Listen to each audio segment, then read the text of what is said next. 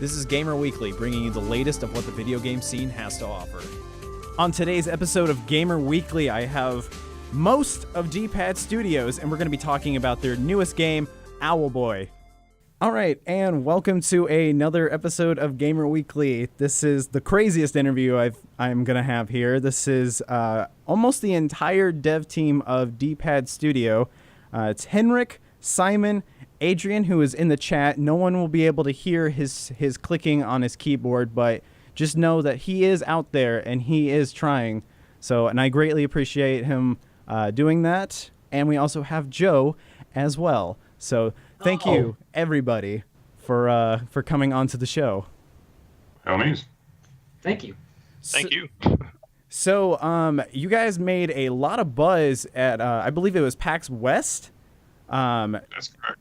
And you guys have, it's been like two different sources are saying like how long this game has really been in development. I'm getting from one that it's 8 years. I'm getting one that it says 10 years. How long have you guys been working on this game? It sort of depends on who you start out with, but I think me and Adrian were the first to kind of establish this thing, and that was back in 2007. So I feel the official number is 8 years, but if we had continued for another month, then it would technically be 9. So it's kind of ambiguous, but let's just say 8 for safety's sake. Yeah, and the game was actually dormant for a year. So even though the development was started in like 2007, there was a year in there where nobody worked on it. Yeah, so it's vague, but let's just say 8 for safety. And so what keeps you guys motivated to keep going with this game for as long as you guys have been doing it?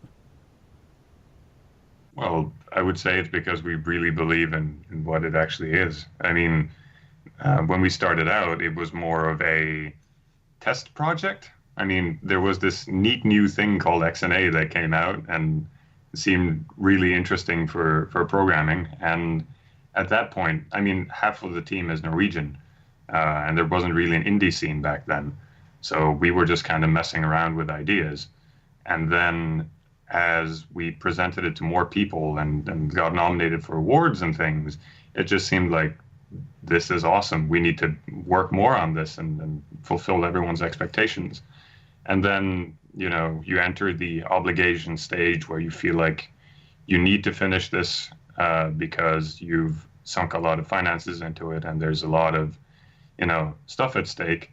And then finally you circle all the way around where we're close to release and everything. And it's like everyone's so excited and it feels like the game really feels like something special at this point. So you really just want to show it to people. And I mean, not to mention that the original intent was that we wanted to show a game to people that felt like it could resonate in some way.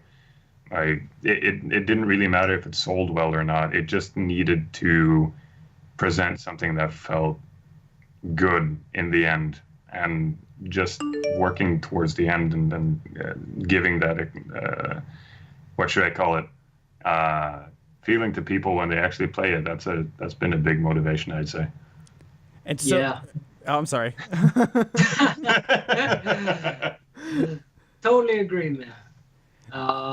And then there's been the times that we have shown off the game. Like we started showing off the game in 2010-ish, because that's when we were nominated for the IGF in San Francisco.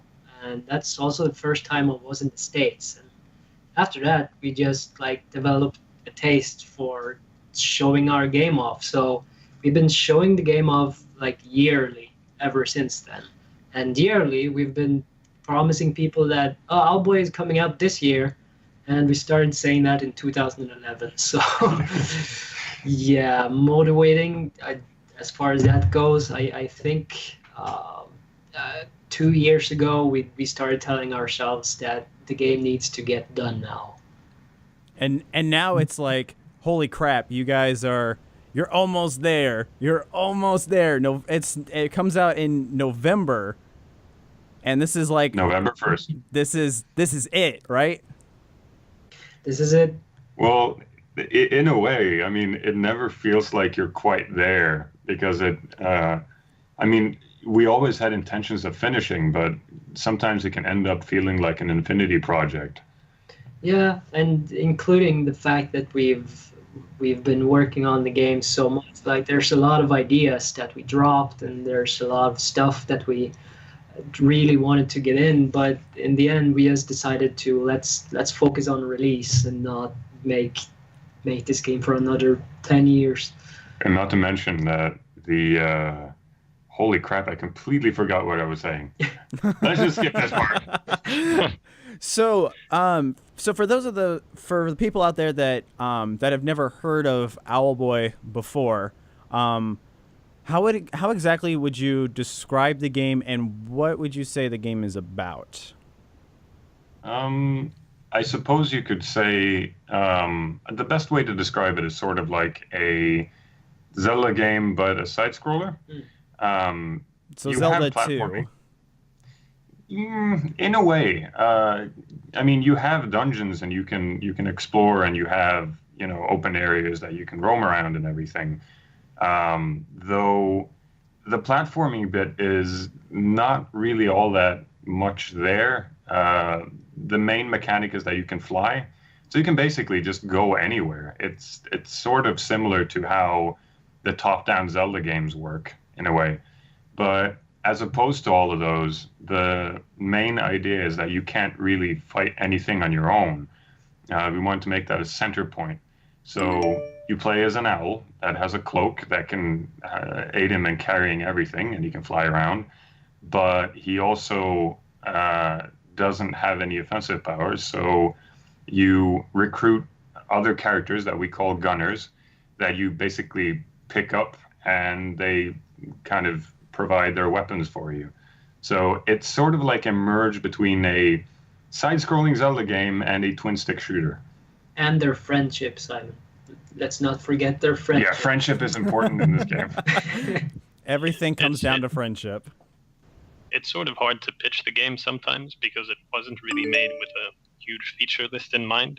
It's very much organically grown from what was there in the previous iteration of the concept. But I think something that isn't...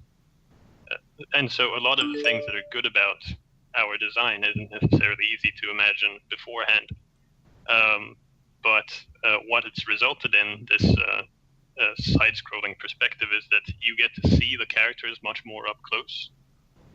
And that's led to really good characterization. Like, people very often tell us that they really like the characters in the game, and that they really dislike other characters that we want them to dislike, and that's more or less a direct consequence of the perspective, because it's allowed us to show the characters in a very different light from what, say, a top-down game would be able to do. So what kind of challenges do you guys face when you create these characters? Like, how do you make a character likable? Well, that is it's a complicated question because there's a lot of stages to that. Usually what happens is that I'll make a sketch for something because I'm really into shape language and color. My philosophy is that every character should have an interesting shape and a color that you can identify them with, but they should also have a trait that is very clearly displayed through their design. It's sort of like how Mario's mustache is so iconic that if you shaved it off, he would look like a completely different character. So that's step one. So you need to have something that sort of feels interesting on the surface. But then it's about putting them in an environment and making them feel like they are, on one hand, their own character, but also we want you to feel a certain way about a character without questioning it too much. I think a good example is the mentor in the beginning of the game. Now, most people at this point have seen the press demos. I don't think I'm spoiling anything here. Is that at the start of the game, you are presented your mentor, Egeo, and he's at the very start of the game. People seem to think of him as kind of a nice guy, an authoritarian type of person that's just there to guide you. But we started out with our game design where the player was sort of just supposed to not like Egeo from the start. And the way we handled that was just to write him saying like dumb things to you and just straight out saying, "I don't like you," which isn't a good way of going about it. What we did instead was that we presented a set of challenges for the player that they sort of managed, but they kind of automatically fail at not their own fault. And then this guy berates you for it. And the effect of this is that we're not telling the player what they should feel. Just intuitively, they don't like him because he's put them in a position that they don't appreciate. And it's doing this for a lot of different characters. I don't have any specific examples right now, but there's a few others that we've sort of messed with the player's mind to make them feel things. Yeah, it's kind of that too has been like an organic process, because when we started Owlboy only 3 or 4 years ago, the characters were super different from what they are today. There's a character in the game called Getty, and he's supposed to be Otis's best friend in the entire world. He's there to support you through everything. He's supposed to be sort of your link to the world and your main source of comfort.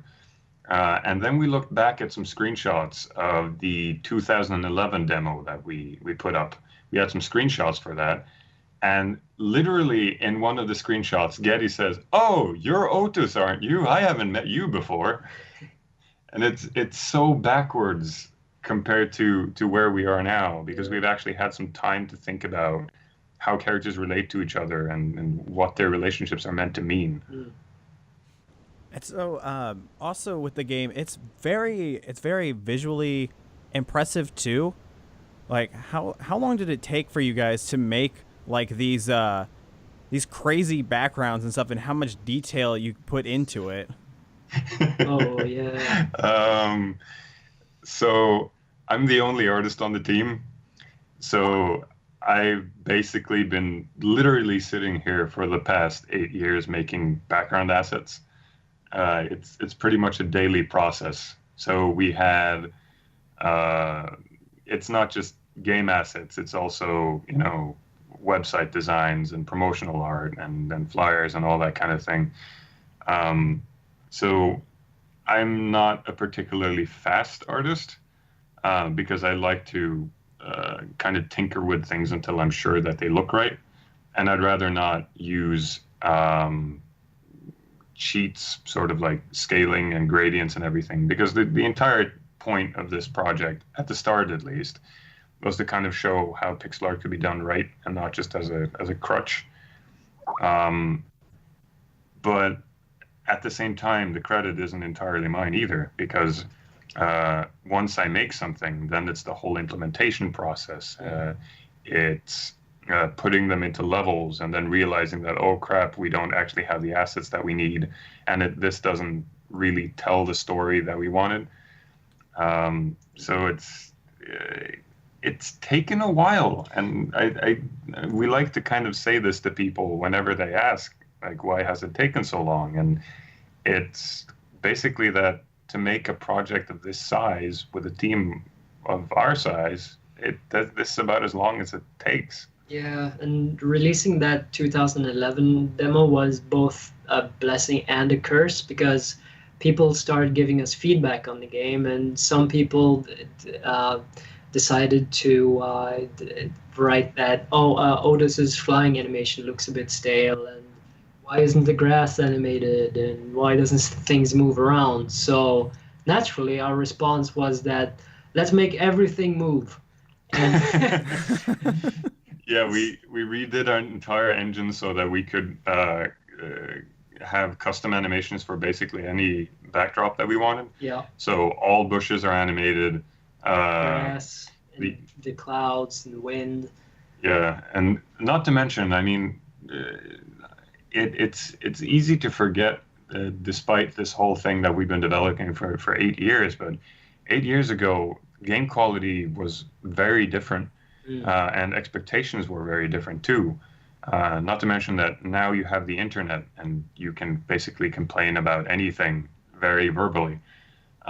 So what was a fairly impressive technical project back then, if we'd released it in its current state, it wouldn't really be all that interesting. So it's, even though, you know, the main character sprite and everything hasn't really changed all this time, there's a lot of technological advancements and just tiny additions to quality that we've had to do just to meet people's expectations with just how fluid this is supposed to feel. Because if people buy this game and, you know, it's been in development for this long and they go, that was kind of stale, that wouldn't really cut it. No, not at all. Yeah, because I feel like with a game with as much hype as with Owlboy, I feel like it can be a little intimidating when it's really easy to get this kind of criticism from the internet, where you're like, you've put so much passion in this project, and all of a sudden, like, there was one thing that you overlooked or something, and everyone's just like destroying it, or like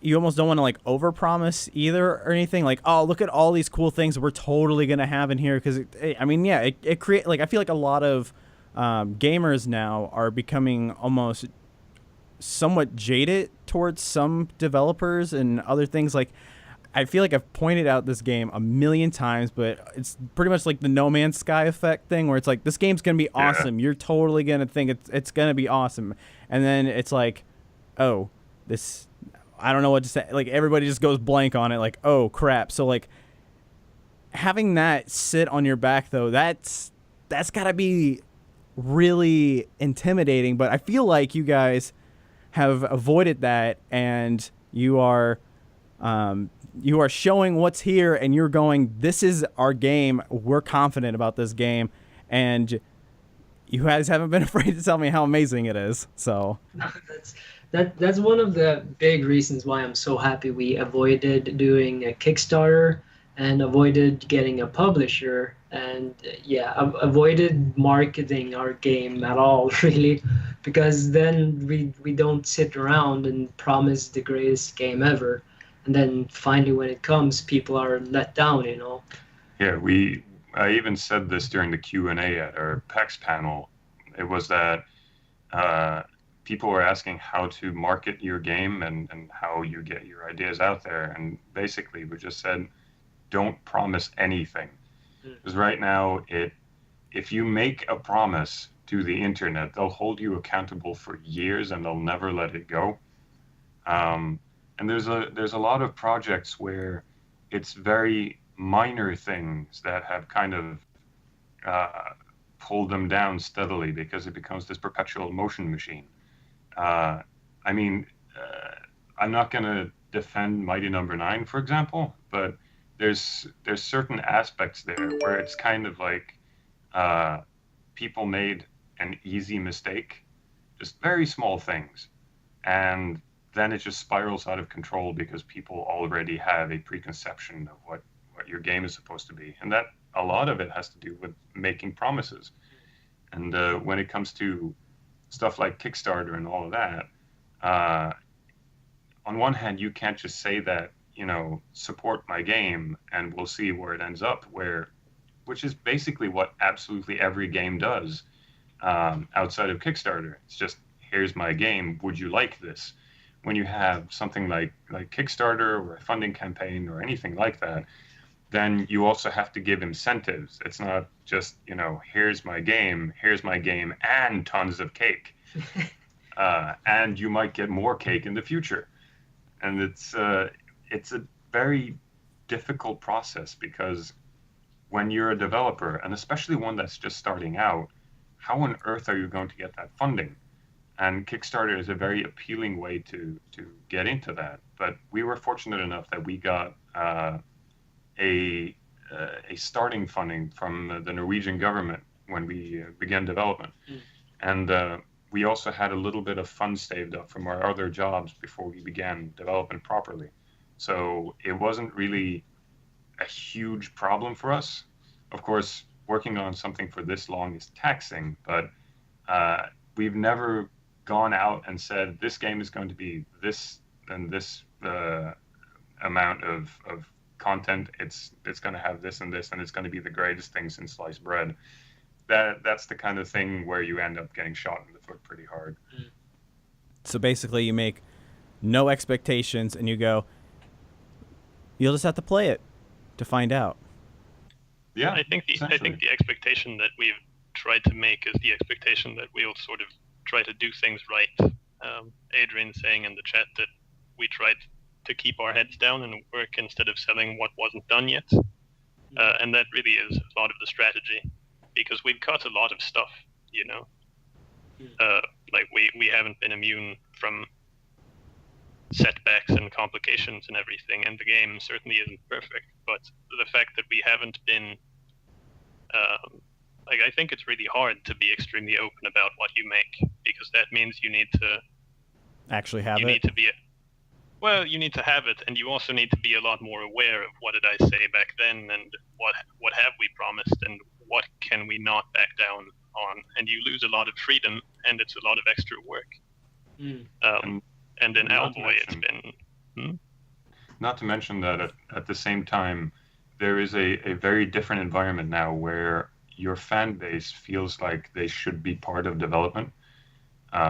You have, let's say that you open up things for discussions, and you have competitions, you have open dialogue with all your fans. Did you like this? Did you not like this? Are you excited for this and this announcement?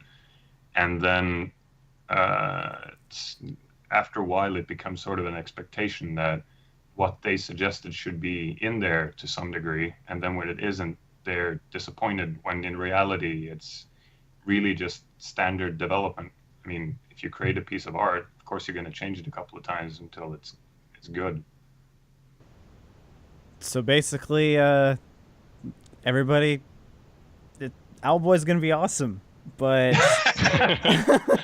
but you won't know what to expect. You won't expect how awesome it is. That's what I'm selling. That actually, no, crap, I ruined everything. Well, we've been very light on talking about stuff that's spoilery, and in a game like Owlboy, there's a lot of spoilers. And yeah, like a lot of it is just to tell people we think it's good, but we can't tell you that much about it, because if we do, you won't be able to enjoy the game properly, you know. Yeah, like Henrik said, we can't like divulge in spoilers and stuff. So sometimes it's been pretty hard, because we thought that nobody would care about the game anymore if we like stopped talking about it. But at some point, we just couldn't say so much without getting into spoilers. So one of our main concerns is that when Owlboy is released, nobody would care about it. Yeah, it's very difficult to market this sort of game. I mean, we've been lucky that people have resonated so much to the art style, which is great. But it's also, if we ever wanted to have something compelling story-wise, or like have a trailer that draws you in, sort of like a movie, it's kind of problematic, because the game isn't endless, and the twists and turns and all those things that happen throughout the game, they're very easy to give away, because it's a game. It's easy to kind of write things down in footnotes. So we've focused most of our efforts on the first little bit of it, which is why we gave that out in the press demo. But everything else we've kind of kept under wraps. In fact, most of the areas that you can explore in the game, we've not really shown that much footage of. I think we might have like an ancient screenshot here and there lying on some online forum somewhere, and then everything else we've just kind of kept under wraps. It's another game that did that really well, for example, was Undertale. They basically said that please don't spoil anything, and he didn't put out anything about what the game was going to be. So when you played it, you kind of got a fresh perspective. But all that said, the game kind of has to be good for it to matter. So hopefully it is. Yeah. Well, there's only one way to find out, and that is to play it on November 1st when the game is released. And I've got one final question. It's a big one. What do you guys plan on doing when you're done with Owlboy? Like, what do you do after 8 years of working on a game? Well, if you include the fact that we haven't had a vacation for 8 years as well, I'm gonna have at least 6 months of vacation to just catch up. I'll probably work on games, but I'll treat it as a vacation. Yeah, that's a difficult one for me because on one hand, I need to take my wife on a vacation. I mean, it's about freaking time. I mean, we haven't even had a proper honeymoon yet. We've had sort of a half one, so that's about time. But on the other hand, we have 25 projects that we're sitting around with just considering to make, and if we're going to do the really good ones within our lifetime, it has to happen. So I'm going to be torn, but I know what's going to happen first because I have incentive. I'm honestly so tunnel visioned on Owlboy that I have no idea what comes afterwards. I can't even really begin to imagine what's going to happen. It might be that we sit there for 6 months and work on, a patch to add lots of stuff, or translations, or porting, or who knows.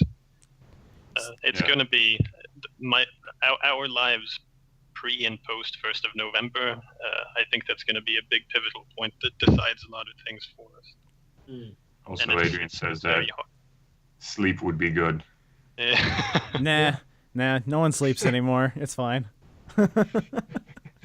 All right, everybody. Well, D-Pad Studio, or most of D-Pad Studio, thank you so much for coming onto the show. It has been an absolute pleasure. Definitely check out Owlboy. It comes out November 1st, and you can get that on Steam when it comes out. So I'll have a link for it. And also, real quick side note, Gamer Weekly is now on Soundcloud. I should have been doing that way earlier, but you know what? Who needs to, be current? All right. Thank you so much for thank you so much for listening to the show. Share it with all your friends and your family and your dog. Thank you so much. Goodbye, everybody. Bye. Bye. Thanks for having us. Thank you for listening to this week's Gamer Weekly. This is Justin Bannister signing off.